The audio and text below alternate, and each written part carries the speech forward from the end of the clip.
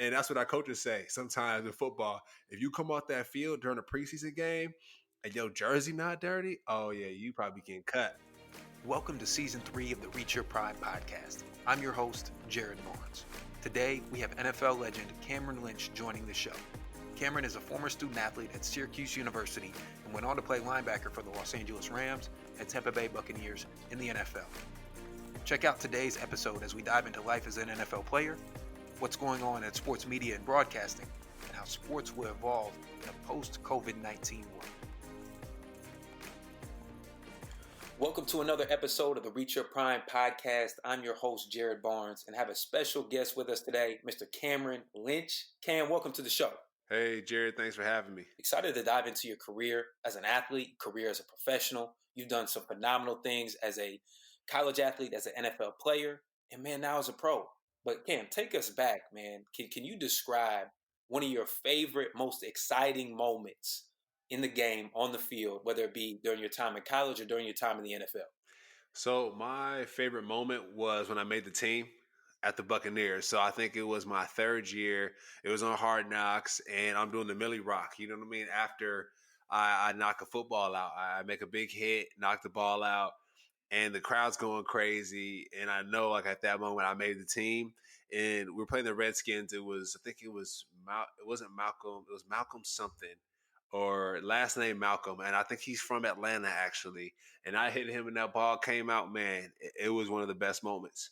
Man, how did that moment feel? How did that moment? Because a lot of people, they see a hit, but what did it feel like to actually experience that? No lie, Jared, that hit hurt. I mean, mind you, he's going full speed one way, I'm going full speed the other way, and it was a little collision. Like I really didn't know that the ball came out because I was like, man, that hurt. And then I saw that it was out. I was like, oh snap, like let's go. And then the emotions went from man that hurt to wow, like I really made this team. I respect it, man. I respect it. There's nothing like it. Nothing like it. And you really made your name for yourself in your career on special teams in the NFL, man. And what people don't realize about special teams is the technique required, man. So for you during your career, how did you one make a name for yourself in the league and then last as long as you did? Well, really, it started at the Rams, and I know you work at the Rams. That's your line of duty there, and that was mine as well. I was at the Rams my rookie year. John Fossil, who's now with the Cowboys, best of luck to him and his endeavors. But he really kind of just cultivated a monster. I mean, the way he had a lot of us just clicking on the same page, loving on each other in a team fashion. I mean, that's why he was the head coach, right, when Jeff Fisher left, because just the knowledge and the type of culture he creates is awesome. And I think a lot of people should experience it if they can work under John Fossil, the special team coach at the Cowboys, once at the Rams. Man, and you talk about the culture, right, and how that really cultivated your ability to be elite and to be a pro. But take us back to Syracuse, man. Did you already kind of have that desire and drive to be great already in you by the time you got to the Rams, or did that start at Syracuse, or where did that really start, man? I would say it started when I was probably 7, to be honest, just playing football, playing sports. Where my dad, he went to the University of Colorado to play football, so he's a big sports guy. My mom ran track, so it's just having two parents, and it's the start. It's always the start. When you look at athletes and the success or the failures, you go to the beginning and see where that was. And my start was thankfully amazing. And shout out to my parents who made that start amazing. And they are amazing in that fact because they allowed me to grow and to learn and figure out what I loved. And man, just made everything smooth for me. I mean, beyond smooth. So shout out to mom and pop. Man, no, nothing like parents when they invest in you and that feeling you get, and whether it's a parent, a mentor, somebody else in your life, man. But for you, when did it really click in your mind? Like, I need to maximize this opportunity, whether it be the game of football or something that's been presented to you. Really, so my mom and dad, when growing up, grew up in California. So the Rams, LA, I mean, playing there was a dream come true, right? Where I'm back in LA, I moved to Atlanta, moved to Syracuse, New York, went to Syracuse and was kind of in different places of the country, but finally back in LA playing for them. And just the fact that my mom and my dad kind of started me out there, and the rest of my life, I was like, hey, I gotta figure out how to get back here. And football was a way to travel across the country and back to California and go to places that I've never experienced. And just my parents kind of putting in my mind, like, hey, being a young male from LA, moving to Atlanta down south, like things aren't going to be easy. So let's get it. You know what I mean? Get comfortable being uncomfortable. So that's kind of been my route. And man, I'm not gonna lie. I went to the archives. I found some footage from your time in Syracuse and some little production shoot you had during your time with the Orangemen. Man, for you, when did you start to get that exposure to life outside of football? The life outside of football. So that transition piece where I'm like, oh, I love doing things outside of just working out, right? At let's say 7:30 in the morning with the team, or hitting the gym in the summer times, or being out in the heat, right, in the summertime. So I'm like, okay, there's life after ball, and I realized this. I think I say beginning of high school, really. I mean, where I'm taking like these AP courses and honors courses. I wanted to when I went to Syracuse, I went as a engineer major, so mechanical engineer for 2 years, and then went to economics. So I realized like, oh, like football is great. Like I love it. Like I won a state championship in Atlanta at Brookwood High School. But like I feel like I'm pretty smart and I can apply myself in other ways. So that's when I figured out. I was like, okay, there's more to it than just tackling somebody. We won a state championship in track and discus. So I'm like, okay, there's other ways that I can find success. So education and just media, that started my senior year. Media started senior year of college, but I think life outside of football, that really clicked my freshman year of college, high school. High school. Got you. What is it about media production, storytelling? What is it about that really excites you? Really, I think a lot of times athletes, you're like, oh, like the dumb jock, like hit somebody, run. Oh, there's nothing to football. It's not that tough. You just run and hit. No, no, no. It's an art, really, right? We speak about boxing or UFC. UFC is tough for me to watch because like you're really beating someone to a pulp, right? If you look at Conor McGregor, his last fight, I mean, he beat someone within 40 seconds. I mean, Jared, his face was just like, you know what I mean? But it's an art though. At the same time, right? I've seen the Wilder fights, the boxing matches, and going to a boxing match in person and watching on TV for people who are listening is totally different. I mean, you get to see the people move and the bodies move. Same thing with football. It's an art. And so you just realize like, wow, like this football stuff is an art and you're really creative, on this field, whether your movements or if you're tackling somebody, you're running back. And did you play running back in high school and college? I did, man. High school. Skill guy. Yep. You're a skill guy, right? It's an art to what you do. There's a finesse. You know what I mean? When you run and stop, or you get a spin move, you set somebody up on like, hey, my eyes are here, but I'm really about to spin that way. So I'm about to turn my head, hit the brakes on you. You know what I mean? And just make you look crazy. But that's creative thought. That's which situation will come, and then you create. And so I was like, let me tap more into this. And so I played the drums when I was in high school. I think my freshman year, I was like, I don't like that. Oh, 8th grade I did. And I was like, okay, let me tap more into it. And so media allows me to tap into that creative side to create a masterpiece. And I really enjoy that part of just that profession. And so as I'm listening to you, you're drawing the parallels, right, from your football experience and how it is so much of an art.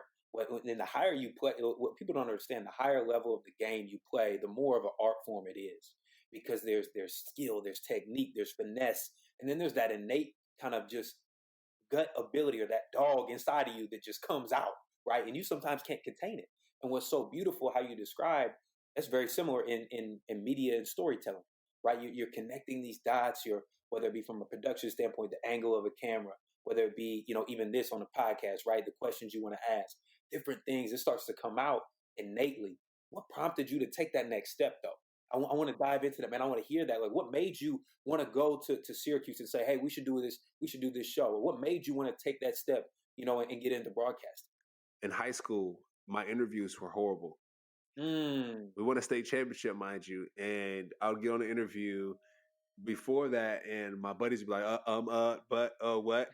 Yeah. They'll make jokes. And I know you are a professional speaker. So when it comes to those Toastmasters competitions, I've never done them, but I would love to do it. But speaking is an art, right? Like podcasting is an art, and my art was trash. I mean, if you look at a script, like somebody were to draw a frame or a portrait, it was scribbled, it wasn't great. So like, I'm about to get better. And so after high school, I was like, okay, my interviewing skills are getting better. And I'm in front of it. I like the way I look. I like the way I sound. People are responding to this. I'm like, oh, okay, well, the better you do in front of the camera, the more opportunities come with that. And I'm like, okay, Mm. let me then create my Yeah. own show. And so let me get my teammates on here to give them opportunities and show the world what they're made of. No, but I love that desire to tell stories, because there's true power, and even for you, right? You went from an athlete and starting a show as an athlete, then you had some real experience with WFLA as a daytime host. Man, break that down for us. What was that like for you then to transition in front of a camera from with the shoulder pads and the jersey on to now real deal in front of a camera? It's the same thing for me learning how to cook and get great at making these Brussels sprouts for the potluck Mm. on Sunday. Yeah, Like, break that down. I couldn't just like wake up and cook fire Brussels, you know what I mean? Yeah, Or create yeah, fire content or be a great interviewer or be on TV. I couldn't just wake up and do it. Like, yeah, I had to start in high school when they were like, yo, you're trash in front of the camera. They're like, yo, your Brussels are trash. And it's like, yeah, nah, like, I'm bringing Brussels for potluck on Sunday and you're gonna love yeah. it, you know? So when I get in front of that camera, they're like, hey Cam, like we're gonna pay you to get in front of the camera now, get your suit ready. It's like, oh, like I have put time into this. Like I've been working on this since high school, and my Brussels sprouts, I've been working on perfecting this for a while now. And so now I feel confident in bringing those to the table. So that's just it. That's how related is to cooking and learning in 10,000 hour rule. Malcolm Gladwell. I mean, Mm. he just discusses putting that time in and cutting your teeth and grinding, just shooting your shots. Hey, you gonna miss some, but Yeah. I wake up every day because I like to win and I like to learn. Every week we have the audience submit questions. This one came from a collegiate student athlete. He said, question, Cam, I'm a senior Division I football player and my pro day was canceled due to the virus. I'm looking for an opportunity to compete as an undrafted free agent and not sure exactly what to do. What should I be thinking about and what could I be doing to position myself for success? So that's a real thing for a lot of people right now. And it's a real thing for people not playing football, right? I mean, if your pro day was canceled and the NFL is like, like, I don't know what that looks like, right? Number one, even if you're in high school looking to go to college and your season was cut short, I don't. So that's what I tell you to do. It's what I tell any professional to do, really, is figure out what you love to do. And for me, it's media, right? Figure out what fills your cup. Quick story with this. Steph Curry plays golf before he scores 50 points in a Mm. game. And I heard this on a podcast from Steve Kerr. He fills his cup with golf. So figure out what you can fill your cup with and then figure out how to monetize that. So for me, media was for me. I mean, I play football, but you see the mic here and the headphones. Mm-hmm. Like, this is my Mm-hmm. second cup. Find your second cup, your second vision, your goal, and figure out to monetize that because that'll be huge for just after football's done. Regardless if you play this year and you played for 10 years, figure out how to fill your cup. And then two, for football specifically or your job specifically, figure out how to add value.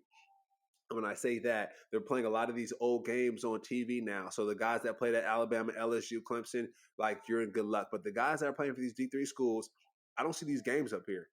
So Mm. figure out how to get in touch with your videographer and create a highlight tape if you need to. Go old school. What I did in high school, my mom and I cut up. She recorded my high school games, and we chopped up the film for our high school games. You have Come to on, man. do the same thing for these for your so go back, hit your college video guy up. Hey, can we do a sizzle tape 1 minute long and get the emails for whoever you know in the football industry, in the NFL, or in college if you're getting to that place, or if you want to get to Google, get your best stuff together, your resume, and Yep. send it out. Old school. So if you got to knock on their door or put it in their mailbox because of COVID-19, go ahead and do that. But figure out to hustle and push your product, who you are, your brand, because nobody else is gonna do it. I'm gonna tell Come you on, that man. much. One thing I really admire about you, Cam, is even from a branding perspective, you do a great job of showcasing your skill. And in today's day and age, because there's so many talented people out there, right? You talked about the skills you honed to become, honestly, an elite level, great, phenomenal, and professional broadcaster, professional speaker yourself. But I also see your shirt, and you have the athlete and shirt, right? And there's almost a branding and marketing side behind. Yeah, give a shout out to the PA. Go ahead, athlete and Shout yeah, out to the PA. shout out to the PA. But there's almost a branding and marketing side behind everything you do, like you mentioned, in order to gain access to the opportunity. And so Exactly. for you, how have you positioned yourself now as a former player, and from a branding and marketing standpoint, as you're seeking out opportunity? You're a brand, you're a business, regardless. People are putting money into the box of the person selling the tickets because Jared Barnes is running that football on the field. You know what I'm saying? Or you're doing X, Y, and Z on that field. Like, I'm going to pay to see Jared go play. Oh, he went to Ohio State. I'm going to buy me a Jared Barnes jersey. Like, oh, now I'm going to do this. Oh, he's working for the NFL for the Rams. Can I get my ticket? Can I get my shirt? You are a brand when you started running that football early. You are a business. You are a young businessman at a young age. Serena Williams, a young businesswoman at the age of 16. Hmm. Trust me, she was elite, right? And so at a young age for me, I was like, okay, playing high school football, win a state championship, win a track championship, right? And so now, like, okay, I'm stacking these things up, and it's like, okay, now I figure out how to use these things, the things that I've acquired through time, that 10,000 hour rule, to Hmm. propel forward. So, like the Buccaneer hat behind me, right? So I'm just plugging in things that I've worked very hard for to help move forward in the future. And I know behind you, you have the NFL football, you have the Rams thing right by you. Just so when people know visually, like, oh, like that's kind of where he's connected. Let me look more into that, right? So that's kind of like just the thought process behind athletes using their platform, what they worked hard to do, to then move themselves forward. I love it, man. As I was listening to you, you're talking about creating leverage. No different than your hand placement on the field or your foot position or how your body is displayed. Keep that core to all those different things, right? That you train as an athlete to find that leverage to ultimately give yourself an advantage on the field. You're now doing as a professional. And so, man, I love that. I think that's powerful. But ultimately, for you, it led you to launching a company, Hard Work Media, man. And I would love for you to one share about the work that you are doing. But I also want to go back into the psychology, man, of like what gave you the confidence to take that leap of faith. Because as an entrepreneur, there's a lot of people who talk about it. There's a lot of people who talk about it. Oh yeah, I'm gonna do this, and this is a company I want to run. But man, you're doing it. What gave you that confidence? And then how do you see that confidence being displayed through your work now? You know what? I love that you asked that question and the way you phrased it, that art that you kind of, okay, hey, how did you do it? I like the way you got there because for me, it took me through a thought process like, how do I want to spin this? And for me, times like it took struggle really to figure out like, oh, I really got to jump in this water, even though Yeah. it might be 100 feet deep, right? Right. You can't see the bottom. Being an entrepreneur, you cannot see the bottom. You can see the future, but you can't see how deep that water is, right? So it's tough because it's kind of like times like now, right, where COVID-19 has the world in a globe and it's shaking it like this. And that's what it took for me to start my company. For an example, let me just take you to the moment. So it's where I played for 4 years, right, in the NFL, 20 something years overall, right, from 7 to 26, 25. And so this is when, before I got on television and started broadcasting, I was like, okay, either the NFL is going to pick me up or they're not, one of the two. But one thing I do know is grad school is going to come, right? I recently got accepted to Syracuse, their online MBA program. So I will be continuing that as a legend. Congrats. Congrats. Thank you. Thank you. And so I'm like, okay, there's a couple things that's going to happen. One, they're going to pick me back up. I'm going to play some more. Two, they're not. If not, right, what are my options? So I went down my options and I'm like, okay, grad school, that's a definite, right? And then, and my goal, put my goals down. What's my goal? To become an executive at a major media networks. Okay. That's going to happen through grad school and my connections and the people that I know. But the other thing, I was like, in the meantime, if I want to get on TV, I have to increase what I have, my reel, right? The Cam's Cam, That was back in college. It's cool, but if you look at it, it's horrible, right? But it's a start. You know what I mean? I had a collar shirt on with shorts after practice, right? But it was Yeah, like that was my way of jumping in that water, right? gotta Uh, get in. gotta get them toes wet, right? And that's what our coaches say sometimes in football. If you come off that field during a preseason game and your jersey not dirty, oh yeah, you probably get Yeah, cut. yeah, yeah. One of the things, not to cut you off, one of the things I love from Coach Urban Meyer, who I played for and worked for, he would always say at Ohio State, "We don't redshirt here. We don't redshirt here. If you're not playing, it's because you're not good enough." And at times that kind of stung a little bit, but at the same token, we appreciate it because it kind of just it gave us that sense of urgency. Like, man, we got to get in the game. I can't sit on the sideline. Yep, you can. And I mean, he has. That's what they do in the NFL. Like, if in practice, if you feel like your muscles are cool and you need to stretch, like you probably ain't doing what you're supposed to be doing, and you might get that call or that walk up by one of the scouts, like, "Hey, I'm gonna need your iPad. Hey, I'm gonna see you upstairs. Go to coach." So, and one of his coaches always told me, he said, in practice camp every day, touch that football. You know that meme? Mm. That's the little boy said, "Can I pet that dog?" Yeah, You yeah. feel me? Hey, when you play football, that better be in your mind every day. Can I touch that ball? Mm. Every day. Because when you touch the ball, you get more points. It's a production business, and that's a lot of like life in corporate America is it's a production business, and they want you to get in the water. And for me, getting in the water, I fully submerged myself to start with my company. Once I closed the door with football, right? Once one door closed, I was like, oh, I'm in the water. I'm all the way in this, right? And I was like, okay, I'm launching. I launched the company and I went for it, jumped off that clip van and full steam ahead, just went into the water. And now I'm here, man, a year in. So it's been great. I love the analogy of, man, just being around the ball. And I actually pulled up your Twitter, man. In your last tweet, you gave a shout out to the Tampa Bay Vipers. XFL had to shut down due to the virus. Man, what was talk about your experience, right, as almost a color commentator for the Vipers and just observing the XFL as an organization, man. Would love to hear your thoughts on just that experience for you. They had some Mm, foresight, and yeah, it was crazy. People at the NFL that I know personally, so I played it for 4 years, so I know some people, and yeah, they were laughing. I mean, they're laughing at yeah, the XFL now. They're like, yeah. "Man, you see the XFL shut down?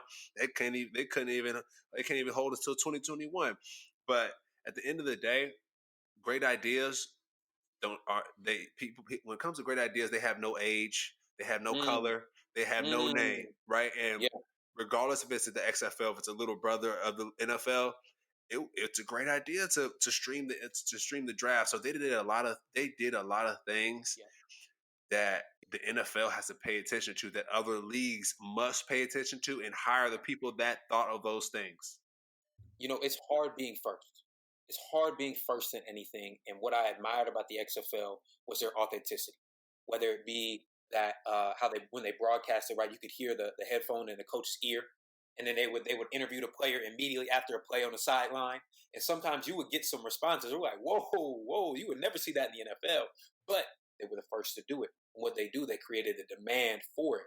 And now, as we're all adapting in the sports world, the industry is evolving, we're looking at who did it first, right? And isn't that interesting? So go back to that concept you were talking about of an idea, man. And for you, you had this idea of Heartwork Media, and now you're bringing it continually to life. How have you built upon it in clients that you work with, and almost like what opportunities are you looking for?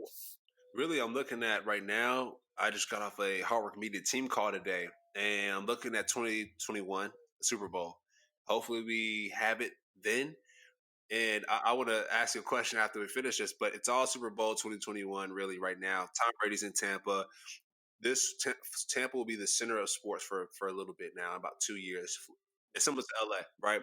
LeBron's out there, Clay Matthews is out there, Todd Gurley is out there. I mean, you got so many people out there at once, so many star power out there at once. It's the center of sports, and now it's LA, and I think it's still LA. Let's not get that twisted, right? But Tom Brady is in Tampa, Super Bowl is in Tampa, so I'm looking at this. I'm like, shame on me if I play for the Bucks for 3 years. If the Super Bowl is something that everybody should go to one because I had a chance to do color commentary there. And I'm like, shame on me if I have all these connections through the NFL and to play for the Bucks, and I am not taking advantage of that. And I'm not one of the key players when it comes to the brands, when it comes to the companies that want to build even outside the actual game, right? I'm Hmm. sure you know that at Super Bowls, everything is jumping outside of the Super Bowl. The No game is doubt. cool, but nobody really goes to the game because it's so Yeah. expensive. Everybody Yeah. does everything outside of that. My marketing director, Whitney Holtzman, and she holds it down for me, so she's there on those calls too. So figuring out how to galvanize this group of people and professionals like the Avengers and Yeah. just take advantage of the opportunity that the Super Bowl and what Tom Brady's bringing to the city of Tampa Bay and the world. Why not the world? That's my Hey, goal.